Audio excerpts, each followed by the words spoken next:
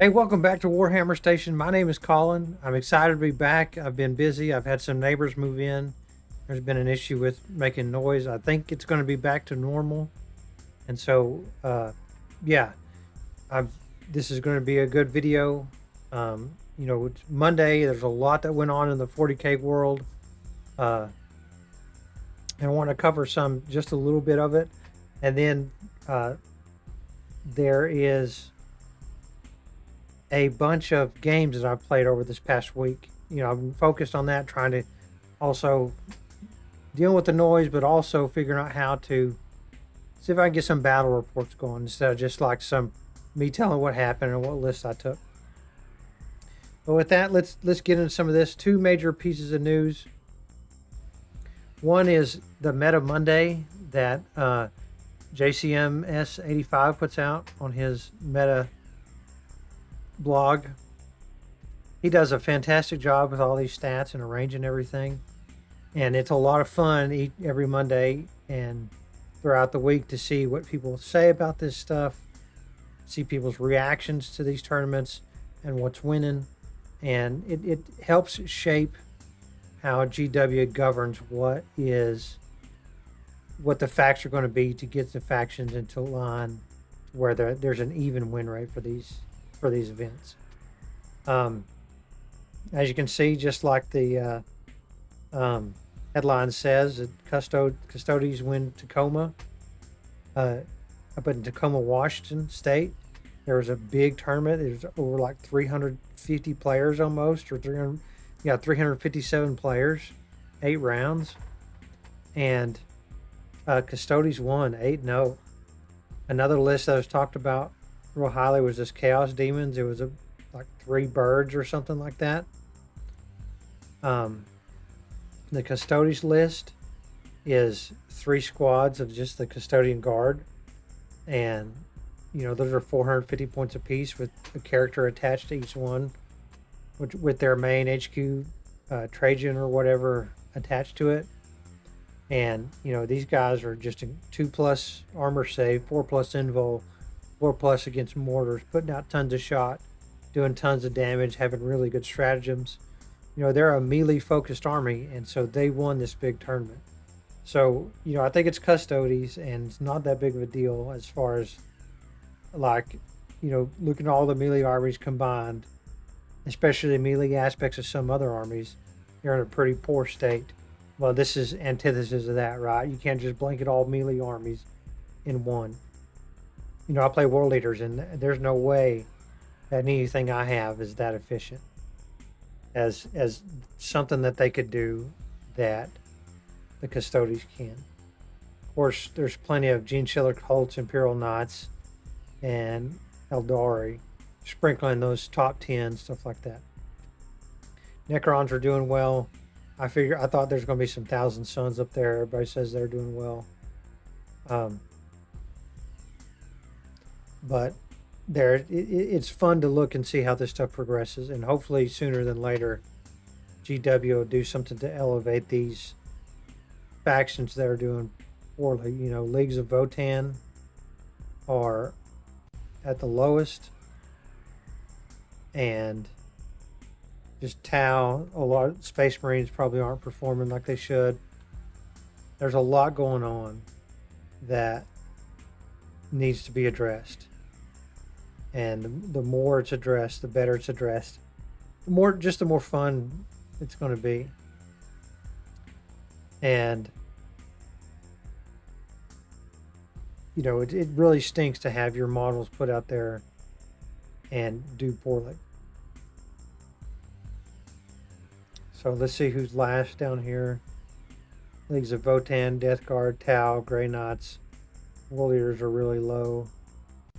Blood Angels, Guard, Black Templars, Dark Angels, Dark Eldar, Space Wolves, Sisters, Death Watch, Space Marines. The Space Marines is their flagship, and they're only at 45%. Chaos Space Marines is doing good. Chaos Demons is doing well. Thousand Suns, but these ones, getting up in these 60% or close to 60% win rates, it just needs to be dialed back just a tad. The other big piece of news is the Tyranids won the special battle thing that came with the Leviathan box set. So there's a bunch of really cool models for Tyranids that came up. I think this one's the Norn Emissary and the Norn Assimilator is the big model that came out. And look at this thing. It looks absolutely amazing. And I bet it's going to do some extreme damage on the tabletop. You know, attacks with its tail, attacks with these talons. I bet it spits something at you. All kinds of, this is going to be 2 different models in one box set. That's going to be really neat. Look at this. It's going to have spines that shoot out of its chest, I bet. That's barbed, whatever. Yeah. They finally redid the Biovore and Pyrovore. These are a really powerful unit right now, being able to shoot these mines across the field and do actions or take objectives or something like that. But having this new model compared to the last one is head and shoulders above what that one just looked like. And this one makes it really cool to have on the table.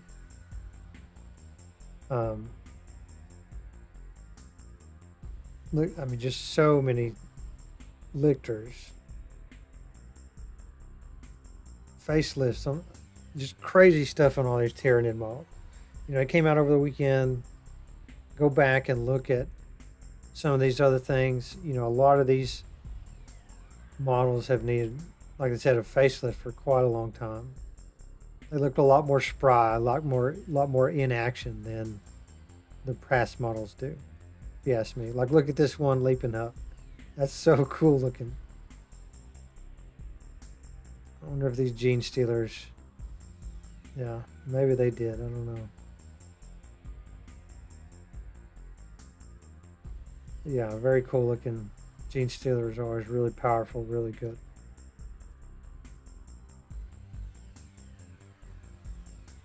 Anyway, I don't play Tyranids. I probably should. I need to get into it. I don't want to buy one of these box sets. It's a lot of money. But I like looking at the models. So I played several games against Dark Angel last week. A good friend of mine, and he made a Deathwing Command Squad. And I just realized, sitting here thinking about making this video, what the hard counter to that one is. Because it's so tough, 2+ armor. He can take the Watcher in the Dark that does saves against mortals. Rerolls charges, +1 to charge. All the little characters doing things. Captain attached, so it gets a free stratagem. And getting that heroic intervene off is just super punishing. So I realized that when I charge into these guys with something, if I do, the best strategy against these guys is to just ignore them. But really, if you do have to charge them and you think you can do stuff, spend the command point to get the precision shots and kill the apothecary. Just straight dumpster that guy, because that will probably break the spirit of the person who brought that unit, but B, and first and foremost, should be remove what brings back these Terminators. A lot of these have storm shields, so they have 4 wounds, and they're not hard to kill, but doing that extra wound can take up your 3 damage attack will take up, you end up doing 6 damage to 1 Terminator, so it gets to be a big deal. The next thing is he runs alongside Azrael leading Hellblasters, and they're extremely tough to kill and shoot a lot of stuff. I mean, they just murder everything they touch, so you don't want to shoot those. It's just a real huge pain in the butt. Then the speeders in the back giving everything stealth, so you have to kill that right away, and it really killing that turns on your army, a shooting army, and you can really kill stuff after that. But they're just a rock and a hard place. They can pop that strat for free to do -1 damage. So armies that are capable of taking the strat manipulation things, the Vect as they call it, can really do some hurt on these guys. With Warriors, there's not much. Don't charge the big guys. Stay out of it. You got to make your charge. I brought Angron back, but he failed 2 different charges that game and died as a result of those failed charges. And I think that game would have been different. But watch out for Dark Angels. They're just so tough. I think you can shoot them to death pretty easy because you just overburden them with weight of fire. I played another good friend of mine against Space Wolves, and they had a massive army. You know, Sky Claws, flying ship with Blood Claws in it, Thunderwolf Cavalry, Razorbacks. It was a fun list, and all those Razorbacks were filled with Marines that could go over and just sit on objectives. And I didn't have enough stuff. You know, I don't have enough models to respond to all the threats. I killed a bunch of stuff. And for me, the highlight of the game was the 6-man 8-bound squad. And with throwing Fight on Death into the mix, eventually over 3 turns was able to kill the Thunderwolf Cavalry that charged them. The Lacerators really put in work, but I only killed them with the Fight on Death. It was a mutual combat thing where they died. And it was a fun little round. I still ended up losing because there was just too much. They put up too many points too early, and I couldn't regain. Even though I did rapid insertion my Exalted 8-bound and kill his fire base right at the start. So I took the Master of Executions that could re-roll the when he's off the board. I could re-roll the Orange Blessing rolls, and it just never worked. I never got lucky enough with the 6s. I never was able to re-roll my icons into a successful 6. And you know, it would have made a huge difference if Angron had come back. And I've tried that for several games. I just don't know how reliable that strategy is, trying to get Angron back. I want to use that strategy at the Lone Star Open here this weekend, and I'm going to play a bunch of games doing that. We'll see how it goes. I'm kind of optimistic, you know. Sometimes in these environments, fortune tends to favor, you know, the bold here, and we're just going to see how that goes. I played 2 games against my good friend with Imperial Knight. 3 games, actually.